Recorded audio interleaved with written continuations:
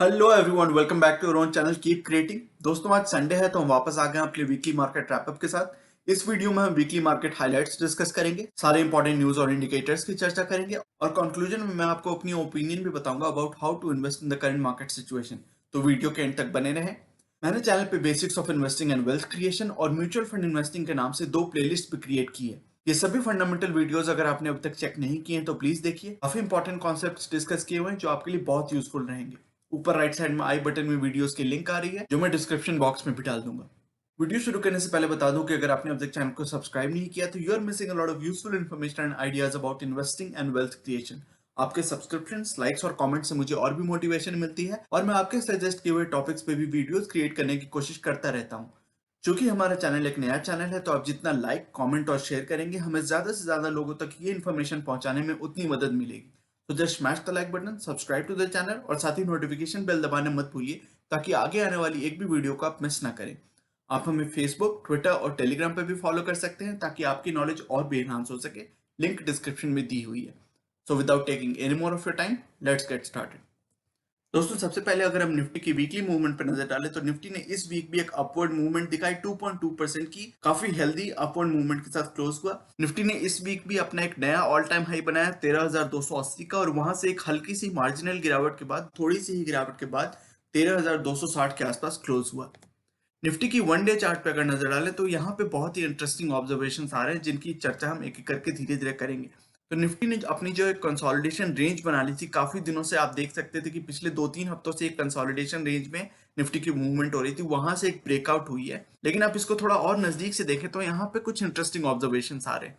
पहली तो ये कि इस कंसोलिडेशन रेंज से निफ्टी ने ब्रेकआउट कर लिया है। जो थर्सडे और फ्राइडे की कैंडल बनी है वो इस कंसोलिडेशन रेंज के बाहर बनी है। बट एक और इंटरेस्टिंग पैटर्न है जो कि आप देख सकते हैं कि ये जो टॉप्स को मिला के आप अगर एक ट्रेंड बनाएंगे तो लॉन्ग टर्म ट्रेंड एक बन रही है जहां पे कि रेजिस्टेंस लाइन के आसपास निफ्टी अभी ट्रैवल कर रहा है। तो इस रेजिस्टेंस को अगर फिर से निफ्टी क्रॉस करता है, इसको तोड़ता है, तो और भी अपसाइड इसमें बन सकती है। लेकिन हमें देखना पड़ेगा कि निफ्टी क्या इस रेजिस्टेंस को तोड़ता है या फिर यहां से एक रिवर्जन होता है और निफ्टी फिर से नीचे आता है 12,500 12,800 के लेवल्स के आसपास। तो Nifty is definitely near it's की ट्रेंड रेजिस्टेंस, जो हम यहाँ पे देख रहे हैं कि ये जो ट्रेंड लाइन बन रही है उसकी रेजिस्टेंस के आसपास है Nifty. But it is above all की ईएमएस, जो एक्सपोनेंशियल मूविंग एवरेजेस हैं 50, 100, 150 और 200, सारे एक्सपोनेंशियल मूविंग एवरेजेस से काफी ऊपर चल रहा है अभी निफ्टी। वही ऑब्जर्वेशन हमें इंटरेस्टिंगली वन वीक चार्ट पे भी दिख रहा है। यहाँ पे जो हर कैंडल है वो एक वीक को दिखा रही है, एक वीक को रिप्रेजेंट कर रही है। तो उस वीकली चार्ट पैटर्न पे भी आपको दिख रहा है कि यहाँ पे एक रेजिस्टेंस के आसपास, ये जो ट्रेंड लाइन रेजिस्टेंस है उसके आसपास निफ्टी अभी चल रही है। तो यहाँ से टिपिकली हम देखते हैं कि जब भी रेजिस्टेंस को हिट करती है निफ्टी, आप पहले की भी कैंडल्स को देख रहे हैं कि जब भी इस ट्रेंड को हिट किया तो थोड़ी रिवर्जन आई है, फिर यहाँ पे हिट किया तो रिवर्जन आई, तो यहाँ पे भी अभी फिर से उस रेजिस्टेंस के निफ्टी ने हिट किया। तो हमें देखना पड़ेगा कि क्या ये वॉलेटिलिटी कंटिन्यूड रहती है, थोड़ी नीचे की गिरावट आती है, रिवर्जन आती है, या फिर इसको ब्रेकआउट करके इस रेजिस्टेंस को तोड़ के निफ्टी और ऊपर जाता है। अगर मंथली चार्ट पर नजर डालें, यहाँ पे हर कैंडल एक मंथ को दिखा रही है। तो काफी सालों की चार्ट है, आप देख सकते हैं करीबन 10-12 सालों की चार्ट है। वहां पे आप देख रहे हैं कि सारे एक्सपोनेंशियल मूविंग एवरेजेस से काफी ऊपर चल रहा है निफ्टी। और जो लास्ट मंथ की कैंडल बनी थी नवंबर की, हालांकि काफी वॉलेटाइल मंथ, आप देख रहे हैं कि कितनी लंबी कैंडल है। तो नवंबर की कैंडल काफी लंबी बनी थी लेकिन काफी बुलिश कैंडल भी थी। और इस महीने की भी जो शुरुआत हुई है तो काफी बुलिश अभी पैटर्न यहाँ पे दिख रहा है। This month has also started moderately strong और लास्ट मंथ तो काफी स्ट्रॉन्ग थी निफ्टी की कैंडल। तो मेरा मानना है कि इमीडिएट शॉर्ट टर्म में निफ्टी में वॉलेटिलिटी कंटिन्यू रह सकती है। अभी तो काफी बुलिशनेस नजर आ रही है निफ्टी के अंदर, काफी बुलिश सेंटिमेंट्स हैं। जो चार्ट पे सिग्नल्स दिख रहे हैं वो भी काफी बुलिश हैं। लेकिन निफ्टी अभी अपने ओवरबॉट लेवल्स के आसपास भी है जिसकी चर्चा हम आरएसआई और एमएससीडी में करने वाले हैं। तो आरएसआई की वैल्यू आप देख रहे हैं कि 74 के आसपास, 73.8, जो कि काफी ओवरबॉट लेवल्स के काफी नजदीक है। तो इसमें निफ्टी में थोड़ी गिरावट आई थी आरएसआई की वैल्यू में, लेकिन फिर से उसने एक पिकअप पकड़ लिया और आपने देखा भी होगा कि एक मोमेंटम बनी थी जिसके कारण अपवर्ड मूवमेंट फिर से आरएसआई की शुरू हो गई थी। लेकिन निफ्टी का आरएसआई अभी ओवरबॉट लेवल्स के आसपास है, काफी बुलिश है, काफी स्ट्रांग है अभी currently RSI, but overbought levels के आसपास है।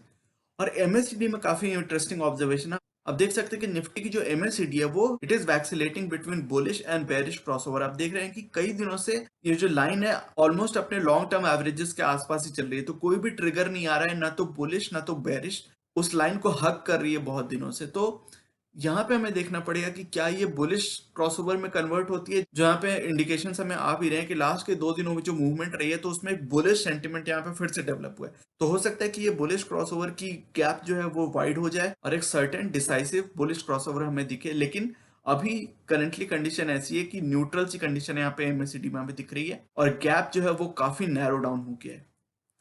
कोविड 19 से रिलेटेड अगर बात करें तो इंडिया के नंबर्स काफी कंट्रोल्ड मैनर में बढ़ रहे हैं, अभी भी बढ़ रहे हैं बट काफी कंट्रोल्ड मैनर में बढ़ रहे हैं। जो डेली नंबर ऑफ केसेस थे वो ड्रॉप हो गए हैं करीबन 35-40,000 के बीच में, और जो रिकवरी रेट है वो 93% से ऊपर चली गई है।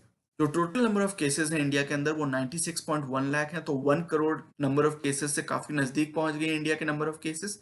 जो टोटल नंबर ऑफ फेटालिटीज एंड जो टोटल नंबर ऑफ डेथ्स हैं वो 1.4 लाख के आसपास है, जो कि काफी हाई नंबर है, काफी डिसअपॉइंटिंग सैड नंबर है, डिसहार्टनिंग नंबर है। लेकिन जो total number of daily number of cases है वो थोड़े कंट्रोल में है, जो कि एक प्रॉमिसिंग साइन है। उसी बीच यूनाइटेड किंगडम ने यानी इंग्लैंड ब्रिटेन ने जो फाइजर की वैक्सीन थी उसको अप्रूव कर दिया है, तो उसकी डिस्ट्रीब्यूशन, उसकी एडमिनिस्ट्रेशन के फेज में अब यूके पहुंच गया है और उसने फाइजर की वैक्सीन को अपनी देश के अंदर डिस्ट्रीब्यूशन कराने की डिसीजन ले ली है।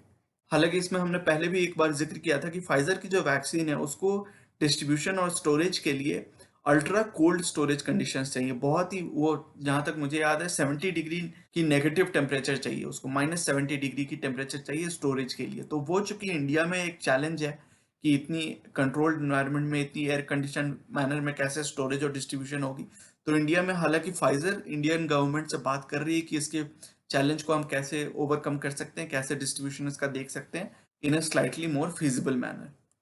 इकोनॉमी से रिलेटेड कुछ इंपॉर्टेंट न्यूज की अगर बात करें तो GST collection was above 1 lakh crore in October also. तो हमने देखा था कि जो सितंबर में नंबर थे वो 1.05 लाख थे और ऑलमोस्ट उसी के नंबर के आसपास 1.05 लाख फिर से अक्टूबर की कलेक्शन हुई हैं, जो कि नवंबर में कलेक्ट की गई थी, बट अक्टूबर की नंबर्स 1.05, तो ऑलमोस्ट फ्लैट सी नंबर्स हैं कंपेयर टू सितंबर। तो वो अच्छी बात है, अगर जीएसटी के नंबर्स कंसिस्टेंट रहते हैं, स्टेबल रहते हैं और इंक्रीज करते हैं आगे चल के, तो ये एक इंडिकेटर होता है, स्ट्रॉन्ग इंडिकेटर होता है कि इकोनॉमी में रिवाइवल आ रही है। हालांकि पीएमआई जो परचेजिंग मैनेजर्स इंडेक्स है, वो मैन्युफैक्चरिंग पीएमआई जो आई है वो अक्टूबर में 58.9 थी, वो गिर के 56.3 हो गई नवंबर में। तो नवंबर में स्लाइट फॉल आया है। अक्टूबर में जो नंबर थी वो काफी पॉजिटिव थी, काफी स्ट्रांग थी, वहां से थोड़ी सी डिप आई है, बट अभी भी 50 के ऊपर है पीएमआई, जो ये दिखाता है कि इकोनॉमी में एक्सपेंशन हो रही है इंस्टेड ऑफ कॉन्ट्रैक्शन। तो ये एक अच्छी साइन है।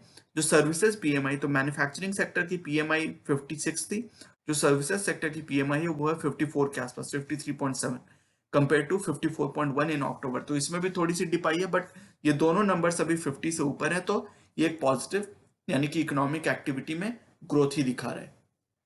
आरबीआई की मॉनेटरी पॉलिसी कमेटी की मीटिंग थी और उसका डिसीजन आया फ्राइडे को, जिसमें उन्होंने रेट्स को यानी कि रेपो रेट को और रिवर्स रेपो रेट दोनों को ही पहले के जितना ही रखा है, उसमें कोई चेंज नहीं आई है। रेपो रेट अभी 4% है और रिवर्स रेपो रेट 3.75% है। और इसके साथ एक और उन्होंने अपवर्ड रिवीजन किया है FY21 की जीडीपी फोरकास्ट में। उन्होंने पहले कहा था, आरबीआई के गवर्नर ने, आरबीआई ने ये कहा था कि -9.5% की यानी कि 9.5% की कॉन्ट्रैक्शन होगी इंडियन जीडीपी में, उसको अपवर्ड रिवीजन किया है और अब आरबीआई कह रही है कि 7.5% की कॉन्ट्रैक्शन आएगी, यानी कि -7.5% जीडीपी की ग्रोथ रहेगी FY21 में। तो एक अपवर्ड रिवीजन है जो कि एक पॉजिटिव न्यूज है, क्योंकि जब एक ज्यादा नेगेटिव नंबर को एक कम नेगेटिव नंबर में कन्वर्ट किया जाता है, इसका मतलब यह है कि आउटलुक थोड़ी सुधरी है पहले के मुकाबले। सीपीआई इन्फ्लेशन जो अक्टूबर में 7.6% थी, वो आरबीआई का मानना है कि Q3 में यानी कि जो दिसंबर में क्वार्टर एंड होगा उसमें 6.8% हो जाएगी सीपीआई इन्फ्लेशन, और Q4 में जो मार्च एंडिंग क्वार्टर होगा उसमें 5.8% हो जाएगी। तो आरबीआई का मानना है, आरबीआई का विश्वास है कि इन्फ्लेशन में धीरे धीरे मॉडरेशन आएगी, इन्फ्लेशन नीचे जाएगी। हालांकि जो फूड प्राइसेस में इन्फ्लेशन आई है उसके कारण ये इन्फ्लेशन अभी भी काफी एलिवेटेड लेवल्स पे है, बट आरबीआई का मानना है कि फूड प्राइसेस में soften, because of which CPI inflation में drop in the coming quarters. कुछ कॉर्पोरेट न्यूज की अगर बात करें तो जो नवंबर 2020 में ऑटो सेल्स थे, ऑटोमोबाइल सेल्स के जो नंबर्स थे वो थोड़े मिक्स्ड बैग जैसे थे। अब इसके कुछ स्पेसिफिक एग्जांपल्स, स्पेसिफिक नंबर्स अगर देखें तो टाटा मोटर्स की जो नंबर्स थी वो नवंबर 2019 यानी कि पिछले साल की नवंबर में 41,000 यूनिट्स उन्होंने सेल किए थे, जो कि इस साल की नंबर ऑलमोस्ट 50,000 यूनिट्स की है। तो इसमें करीबन 25% की ईयर ऑन ईयर इजाफत आई है, जो कि एक बहुत ही पॉजिटिव नंबर है। हीरो मोटर्स ने भी दिखाया है कि उसने 14.4% की इंक्रीज दिखाई है year on year. TVS Motors की बात करें तो 21% की इंक्रीज है। महिंद्रा एंड महिंद्रा की जो नंबर्स है वो थोड़ी म्यूटेड थी, 4% की थी, जिसमें कि पैसेंजर व्हीकल्स, कमर्शियल व्हीकल्स और एक्सपोर्ट्स ये सारे मिला के अगर देख लें तो 4% की इंक्रीज थी। बजाज ऑटो की नंबर्स भी 5% ऊपर थी। मारुति सुजुकी ने 1.7% की ग्रोथ दिखाई है ईयर ऑन ईयर, और अशोक लेलैंड ने 5% की ग्रोथ दिखाई है। तो कुछ नंबर्स थोड़े म्यूटेड हैं, जैसे हमने देखा मारुति सुजुकी के नंबर्स, महिंद्रा एंड महिंद्रा के नंबर्स, बजाज के नंबर्स ये थोड़े म्यूटेड थे। बट कुछ और कंपनीज जैसे खास करके Tata Motors, hero Motors, TVS Motors, इन्होंने काफी अच्छे नंबर्स दिखाए ईयर ऑन ईयर। तो एक मिक्स्ड बैग जैसा था as far as automobile sales in November goes. अब मारुति की मैनेजमेंट की कमेंट्री आई है जिसमें उन्होंने ये कहा है कि the company expects 2021 to be better than 2020। तो इस साल के मुकाबले कंपनी एक्सपेक्ट कर रही है कि 2021 काफी बेहतर होगा, काफी उनकी सेल्स की नंबर्स रिबाउंड करेंगी as the economy rebound. The management expects retail sales to be strong as dealerships are reporting pending orders. तो डीलरशिप्स यानी कि जो ऑटो डीलर्स होते हैं जहां पे हम आप जाके गाड़ियां खरीदते हैं, जो सेल्स पॉइंट होती हैं, तो वहां पे डीलर्स के थ्रू एक इन्फॉर्मेशन आ रही है, ऐसी फीडबैक आ रही है मारुति को कि उनके पास काफी पेंडिंग ऑर्डर्स हैं, यानी कि जो बुकिंग्स हो रही हैं, इंक्वायरीज हो रही हैं, वो काफी अच्छे लेवल पे हो रही हैं। तो मारुति इसलिए एक्सपेक्ट कर रही है कि जो 2021 के नंबर्स होंगे, यानी कि FY 2021 नहीं बट कैलेंडर ईयर 2021 के जो नंबर्स होंगे वो काफी अच्छे होंगे कंपेयर टू दिस ईयर। उसी बीच HDFC बैंक से रिलेटेड एक न्यूज आई थी, वहां पे RBI ने HDFC बैंक पे एक स्ट्रिक्चर डाल दिया है, एक रेस्ट्रिक्शन डाल दिया है कि वो नए क्रेडिट कार्ड्स इशू नहीं कर सकते until they fix there online digital platform. अब HDFC बैंक में 2-3 बार काफी मेजर प्रॉब्लम्स आए हैं ऑनलाइन ट्रांजैक्शंस में। नवंबर 22 यानी कि करीबन 2 हफ्ते पहले इनकी एक पावर आउटेज हो गई थी, जिनके कारण बहुत सारे ट्रांजैक्शंस में बहुत प्रॉब्लम आई थी इनके ऑनलाइन ट्रांजैक्शंस में। और दिसंबर लास्ट ईयर यानी दिसंबर 2019 में भी ऐसी ही एक प्रॉब्लम आई थी। तो आरबीआई ने कहा है कि जब चूंकि एचडीएफसी बैंक एक कितना बड़ा बैंक है और क्रेडिट कार्ड्स में आपको पता होगा कि मार्केट लीडर है, सबसे ज्यादा जो नंबर ऑफ क्रेडिट कार्ड्स हैं इंडिया में वो एसबीआई कार्ड से भी ज्यादा एचडीएफसी बैंक के क्रेडिट कार्ड्स हैं। तो चूंकि इतनी बड़ी कस्टमर बेस है इनकी, इतने नंबर ऑफ कस्टमर्स हैं, तो अगर इस तरह के ग्लिचेस आते हैं टेक्नोलॉजी फ्रंट में या डिजिटल फ्रंट में, तो उससे बहुत सारे प्रॉब्लम्स क्रिएट हो जाते हैं बहुत सारे नंबर ऑफ कस्टमर्स को। तो चूंकि एक बड़ा मार्केट लीडर है, बड़ी कंपनी है, तो इसमें प्रॉब्लम्स नहीं आने चाहिए। इसलिए आरबीआई ने कहा है कि जब तक वो अपने ऑनलाइन प्लेटफॉर्म को फिक्स नहीं कर लेते, जो ऑनलाइन ग्लिचेस हैं, सर्वर्स की प्रॉब्लम हो या पावर आउटेज की प्रॉब्लम हो, उसको जब तक वो एड्रेस नहीं कर लेते तब तक नए क्रेडिट कार्ड्स इशू नहीं करेगी एचडीएफसी बैंक। तो एचडीएफसी बैंक की मैनेजमेंट की भी स्टेटमेंट आई है। उन्होंने ये कहा है कि the bank has said that the restrictions mentioned in the order will be lifted once it restores satisfactory compliance levels। तो जब अपनी ये सारे प्रॉब्लम्स फिक्स कर लेती है एचडीएफसी बैंक, इन सारे प्रॉब्लम्स को एड्रेस कर लेती है, तो वो सारे जो रेस्ट्रिक्शंस है वो उठ जाएंगे, वो हटा दिए जाएंगे और फिर से उनकी नॉर्मल ऑपरेशंस रिज्यूम कर सकती हैं। तो काफी ओपन है एचडीएफसी बैंक की मैनेजमेंट इस बारे में। और शशिधर जगदीशन जी जो एचडीएफसी बैंक के डायरेक्टर भी हैं, मैनेजिंग डायरेक्टर हैं, उन्होंने ये कहा है कि एचडीएफसी बैंक पूरी कोशिश कर रही है कि इन सारे प्रॉब्लम्स को जल्दी से जल्दी एड्रेस करके नॉर्मल ऑपरेशंस रिज्यूम किए जाएं।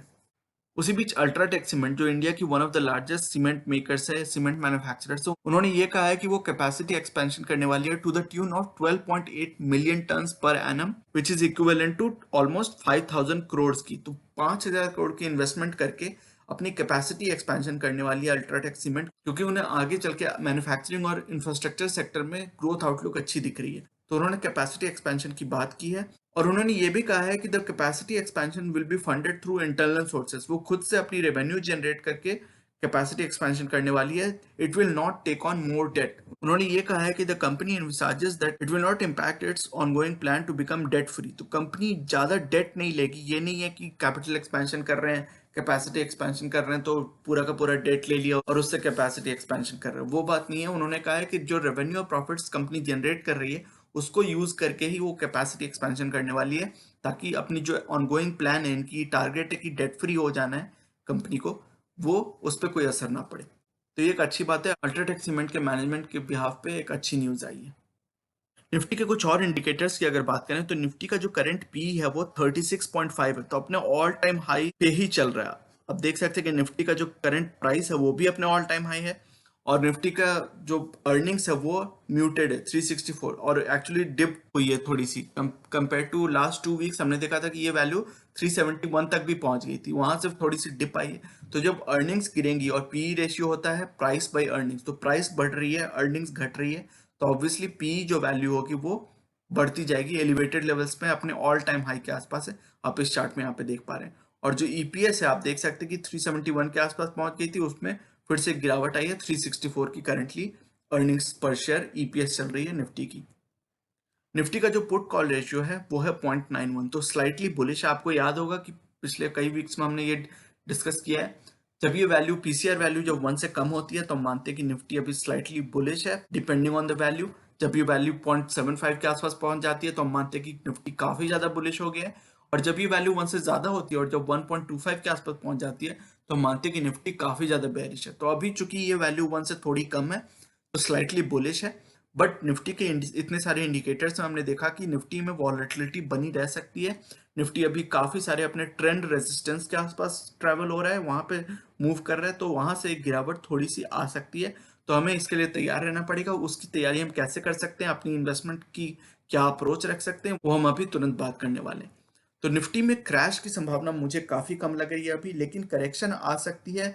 निफ्टी के बहुत सारे इंडिकेटर्स ओवरबॉट लेवल्स पे हैं। निफ्टी में कंसिस्टेंटली हम देख रहे हैं कि वीक ऑन वीक बढ़त आती जा रही है, हर वीक निफ्टी अपने नए ऑल टाइम हाइस बना रहा है। तो वहां से एक माइल्ड करेक्शन आना जरूर मुझे एक्सपेक्टेशन लग रही है कि एक करेक्शन आ सकती है। बट कितनी ज्यादा करेक्शन होगी, हो सकता है 5-10% की भी करेक्शन हो, बट उससे ज्यादा क्रैश की संभावना मुझे बहुत कम लग रही है until the liquidity is there.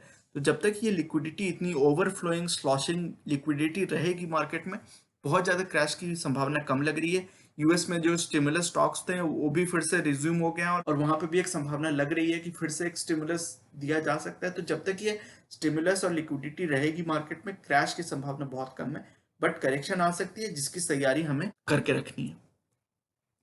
तो इन्वेस्टमेंट अप्रोच आपकी हमारी क्या हो सकती है? मेरी इन्वेस्टमेंट अप्रोच ये है कि मैं अपनी एसआईपी को कंटिन्यू कर रहा हूँ। आप भी ऐसा कर सकते हैं। अगर आपको अप्रोच अच्छी लगती है तो आप अपनी एसआईपी को कंटिन्यू कर सकते हैं to avoid a feeling of fear of missing out. ये फोमो वाली फीलिंग आपको नहीं आएगी अगर आप अपनी एसआईपी कंटिन्यू करते हो। लेकिन अगर आप साइड में थोड़ी लमसम इन्वेस्टमेंट अपनी इकट्ठा कर रहे हो, लमसम इन्वेस्टमेंट के लिए अपनी कैश बिल्डअप बना रहे हो, तो उसको स्टैगर्ड वे में ही आप डिप्लॉय करो।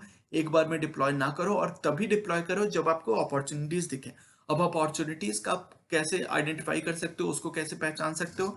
अपनी इन्वेस्टमेंट अप्रोच को स्टॉक स्पेसिफिक बना के। जब तक इंडेक्स लेवल हो सकता है कि कुछ भी हो, 10,000, 12,000, 15,000 हो, लेकिन अगर कोई स्टॉक्स आपको अच्छी प्राइस लेवल्स पे मिल रहे हैं, वैल्यू प्रोपोजिशन आपको दिख रही है, तो आप उसमें इन्वेस्टमेंट कर सकते हो। लमसम इन्वेस्टमेंट भी कर सकते हो इन ए स्टैगर्ड मैनर, 3, 4, 5 फेज में आप इन्वेस्टमेंट कर सकते हो for a long term investment horizon.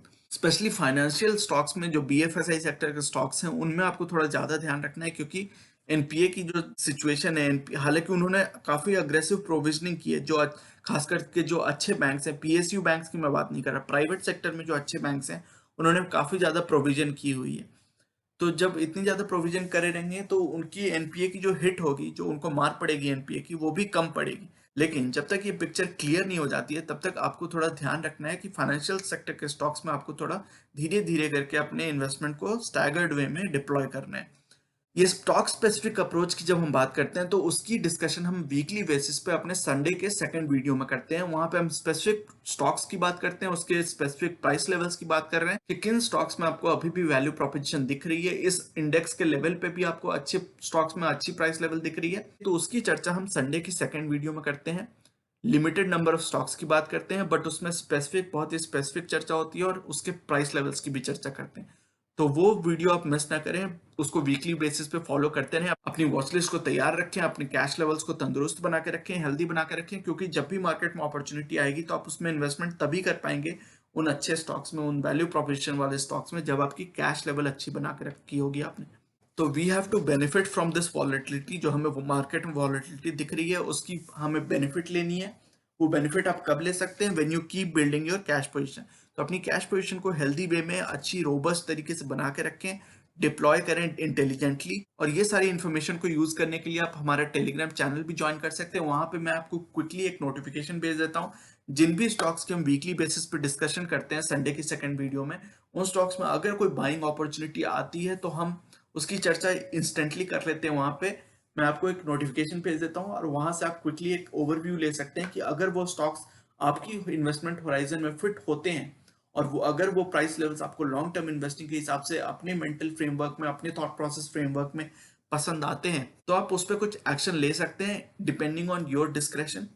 लेकिन मैं आपको एक प्रॉम्प्ट भेज देता हूँ, एक नोटिफिकेशन भेज देता हूँ और उसके अकॉर्डिंग आप कुछ एक्शन ले सकते हैं अगर आपकी थॉट प्रोसेस अलाउ करती है तो ओवरऑल क्रैक्स यही है कि संडे की जो सेकंड वीडियो जिसमें best stocks to buy now हम डिस्कस करते हैं उसको फॉलो करते रहें।